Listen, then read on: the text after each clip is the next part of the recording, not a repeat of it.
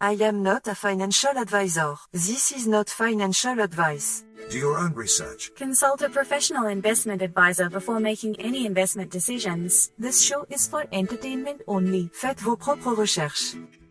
Here we are in another episode of the Simple Success Podcast. And this is financial life coaching from a happiness perspective.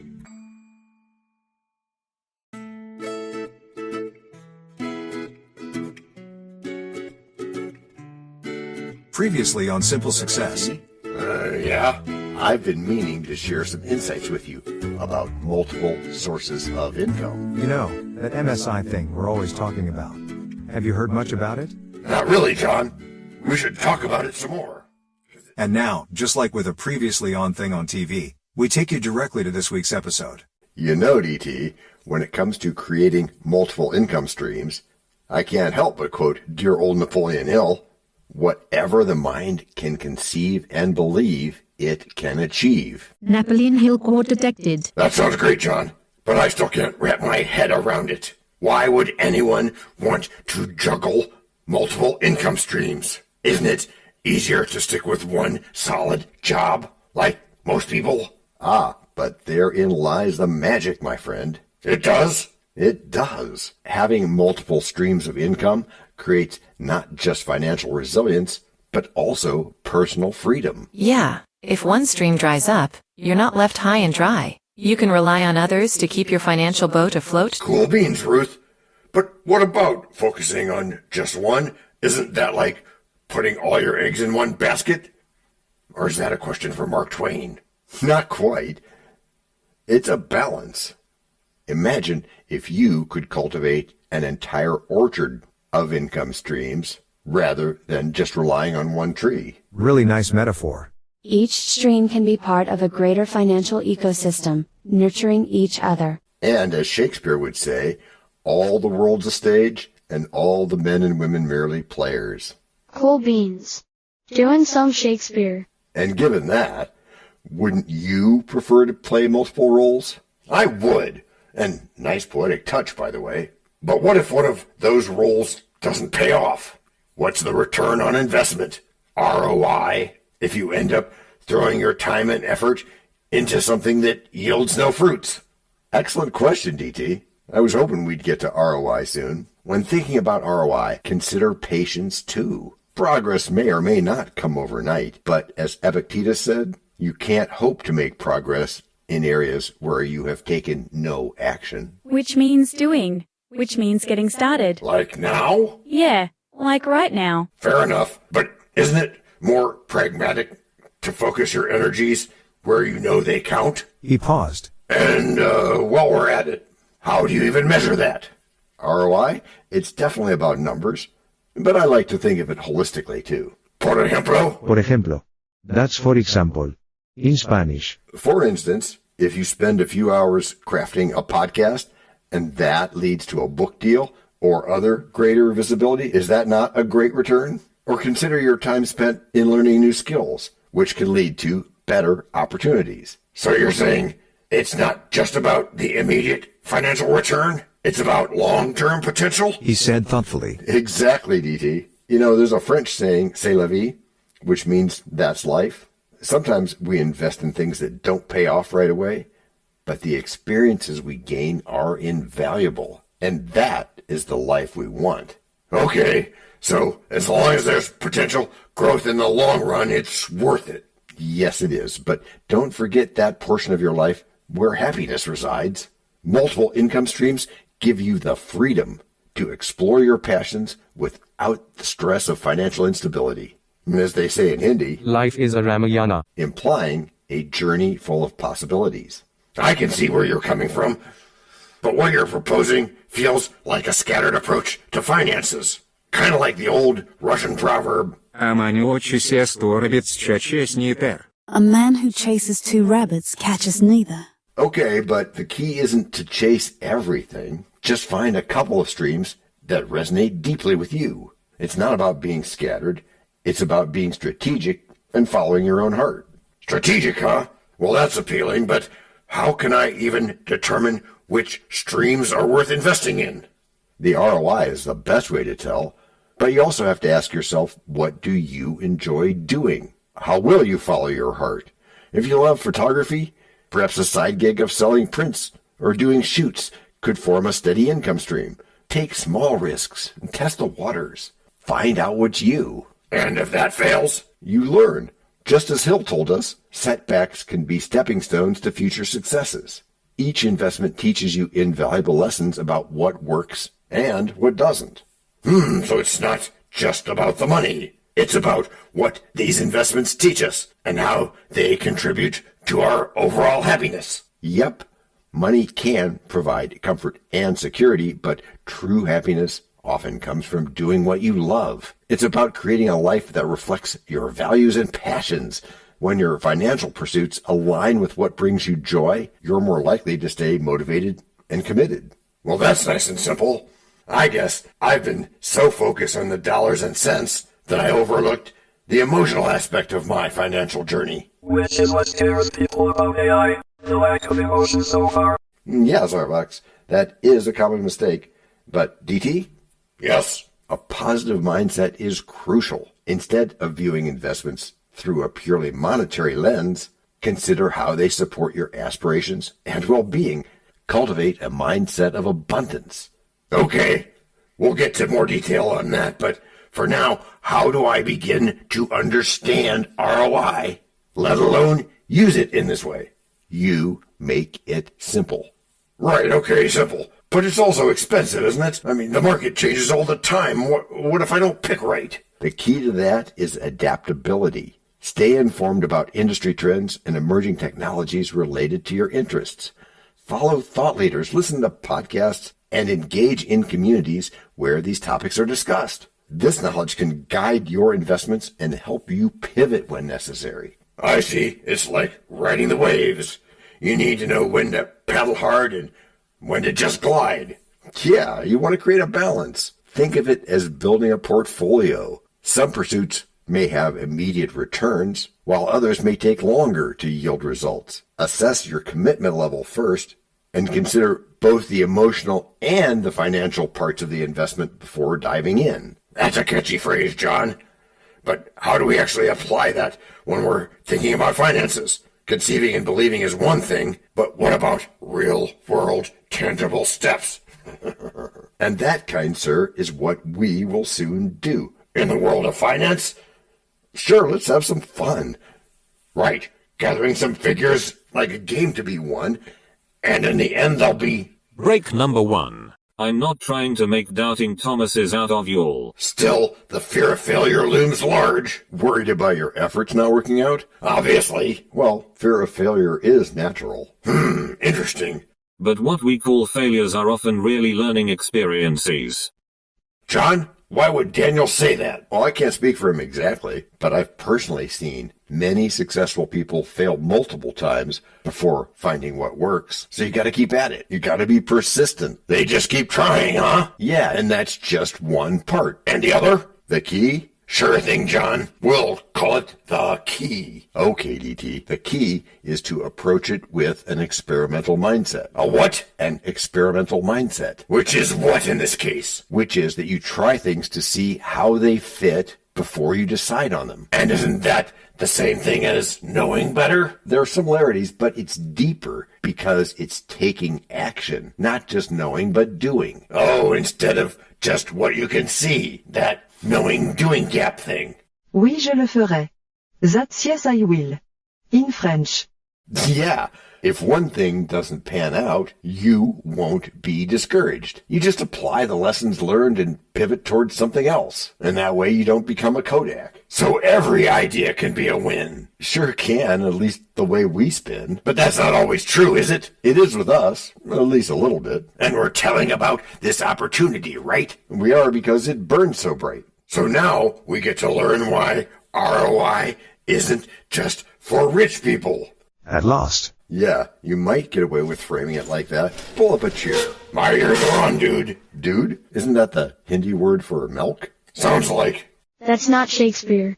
Even I know that. Thank you, kind Kevin, for your forthrightness. Yeah, Kevin, thanks. So, DT, you were wondering how to apply this ROI idea? I was I? I was. Boy, do I like the sound of my voice. Right, course. So, John? Yes? You know I'm not a billionaire, don't you? I don't know that yet, anyway. But okay, we'll go with that. So what? So it takes billions to play that game. What game, my gelatinous hyphen of bricks? The return on investment game, of course. Duh. It does? Creo que sí. That's I think so, in Spanish. Mais no, DT. Au contraire.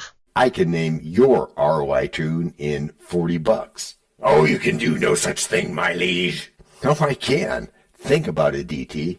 Return on investment, or ROI, is the heart of any financial strategy, and it's no different here, except that we're going to make it simple. But what if the return is minuscule? I mean, in my mind, multiple income streams are akin to juggling flaming torches. The Flying Karamazov brothers did it years ago, but there's a high risk of failure, no? He said thoughtfully. You are the skeptic of skeptics, DT.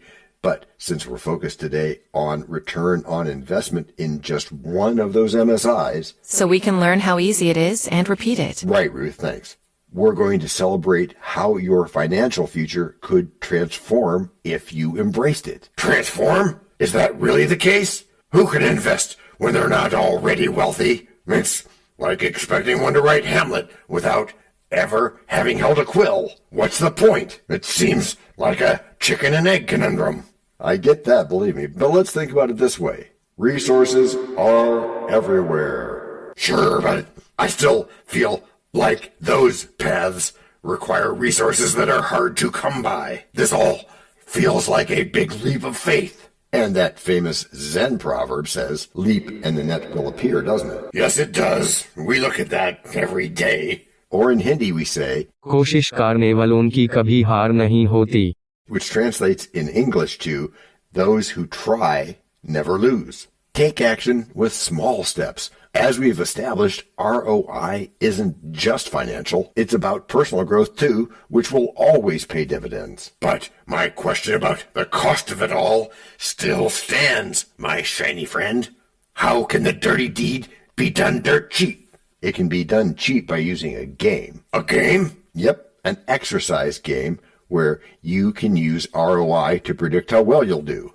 And it's right? It is amazingly right. So the Napoleon Hill line, whatever the mind can conceive and believe, it can achieve, that can apply to ROI? Napoleon Hill quote detected. It can and it does. So if you sincerely desire to learn, you can make this work. You can. You can make this work in ventures bold where profits gleam. Or you can chase the gold, fulfill the dream, with careful thought and plans in play. Each dollar spent can pave the way. Return on investment sparks the fire. A wealth of knowledge, a rising spire. Through risks we tread with minds so true. We strive for gains in all we do. For in this dance, both old and new, returns are found in... Break number 2. We know a lot about you already because we know ourselves. For example, we know that you know how to listen to our podcast. We also know that you probably know how to subscribe. So as soon as you're done with that, tell us your story. We have ways you can contact us. It involves a special link where you can leave us a message. We may have an email address for you as well in the future, and we'll let you know if that happens. The reason for subscribing? I thought you'd never ask. When you subscribe, you automatically download all future episodes of that podcast. It just happens in your player without you having to go search again. How cool is that? This means better rankings for the podcast, more attention from advertisers, and more money. And this means more and better stuff for you. So your motivation is simple and easy. Subscribe today, whatever app and from whatever place you like. And don't just try to subscribe. There is no try. There is only do. We're changing the way we look at things, and remember, that's good. Eso es buenísimo. Also remember, this is financial life coaching from a happiness perspective. Coaching happiness. Our call to action is right in the show notes. Find it, and you win too. Can I simple that? Por supuesto. Of course. Just simple it. Please make sure your seat belts are fastened and your tray tables are in their upright position. And make sure simple is a verb like Google is a verb. 我们回来了. That's we are back. In Chinese.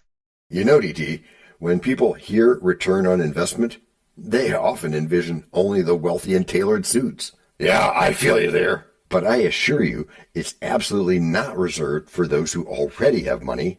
But John, how can you say that? Can someone who barely scrapes by genuinely benefit from investing? Sounds almost whimsical, like a line from a Shakespearean comedy or something. All the world's a stage, you know, and all the men and women merely players. Cool beans. Doing some Shakespeare. Yep, you got that. The stage is set for everyone, my friend. You see, return on investment isn't just about money. As we've made clear, it's also about time, effort, and happiness. Picture it as a treasure map, wherein each step you take towards financial independence could lead to even more fulfilling experiences. Okay, I'll bite, but if one must invest time and emotion while juggling bills, what's the payoff? You talk of ROI like it's a whimsical song or something. Nah, but what if I told you investing in your financial education is the first note in that melody? Or what if I asked artificial intelligence to write a sea shanty about you and ROI? Could you learn from that? Learning about budgeting can give you a sense of control, which leads to a joyful heart. Believe in the journey, DT. And the pesos in my pocket thing? Donde está la justicia? Where's the justice in that? Think about the parable of the talents. A little goes a long way. You don't need a king's ransom. Start where you are. Imagine setting aside just a small amount each month. It might feel insignificant now, but it compounds. Over time, it grows. What was that Einstein quote about that, Ruth? Einstein once said that compound interest is the eighth wonder of the world. I get the idea. Initial investments can escalate, but some people simply lack the knowledge or the belief in what they are doing. What's the remedy for that?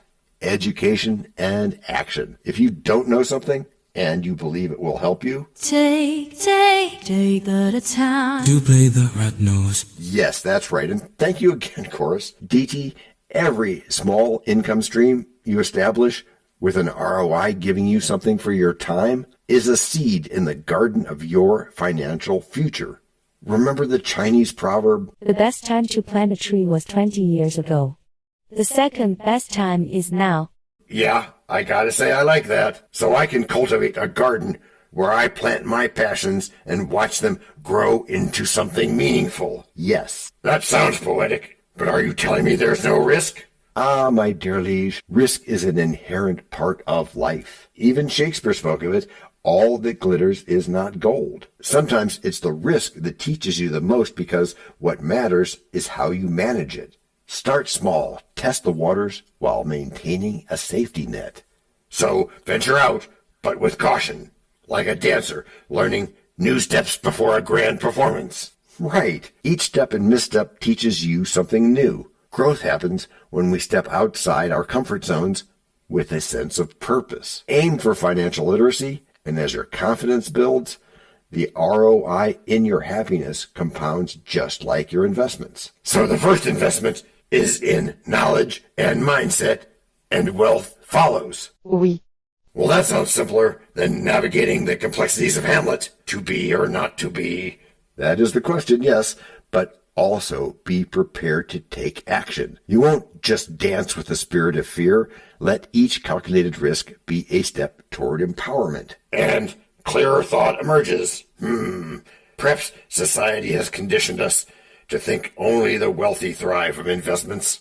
And that misconception is a lie. Viva la verdad. Your choices determine your experiences.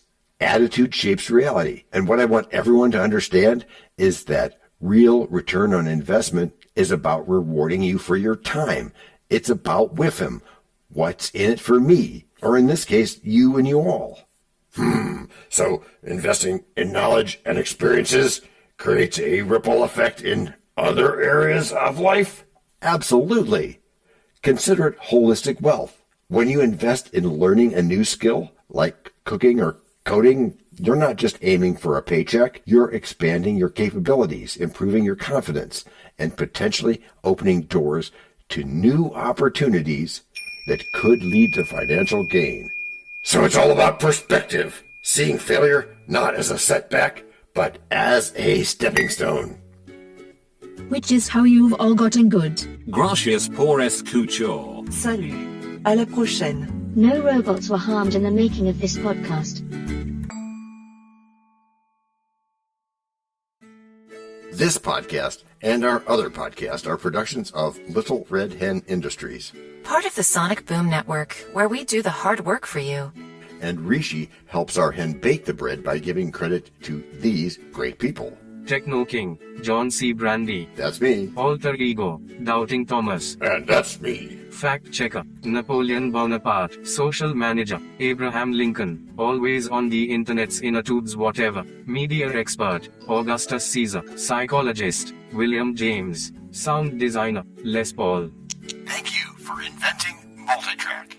Language Consultant, Leah, the French do-your-own research lady. Cough, cough, cough. Videographer, Ertaman Koshki. Lights, camera, action. Inspiration, many podcasts and other sources and of course Napoleon Hill. Additional inspiration and thanks go to Steve Jobs, Joseph Allen, Charles Darwin, Leonardo da Vinci, Henry David Thoreau, Abigail Adams, Jonathan Livingstone Seagull and the Stick Figure. Quick disclaimer here. Many sentences contained in our podcasts are of a very dangerous length, and were performed by highly trained vocal practitioners. On no account should inexperienced life forms attempt to imitate them without proper medical, jaw, and lung supervision. And before we forget, you can also subscribe to both podcasts, join the community, and benefit from many of our techniques, including financial advice, patience, practice, and even podcast production for your ideas. Of course, you'll have to head to the show notes, either on your phone or on the web, to get the links and stuff. And all those clickable links are in the show notes. Hey, Emma, do you, Samantha, and Daniel want to tell us a bit more about this stuff? Sure, the artificial intelligence or AI voices that you hear in our work are offered up by Google, Amazon Polly and OpenAI. They don't sponsor us yet, but we love what they do and we just love what AI can do when lovingly crafted. Finally, you can find us through our network. We happily consider guests and consider guesting on other people's shows. That sounds like a really old school computer voice. I'll call it Zarvox. It's definitely not Samantha, or any other modern AI.